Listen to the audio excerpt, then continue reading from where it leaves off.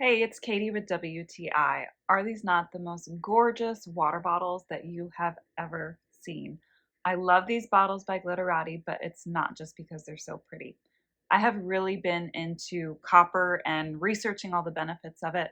I was really worried about the metallic taste that it would give to the water. The only metal that I notice is actually just from my mouth being on the bottle, but the water itself tastes so fresh and clean.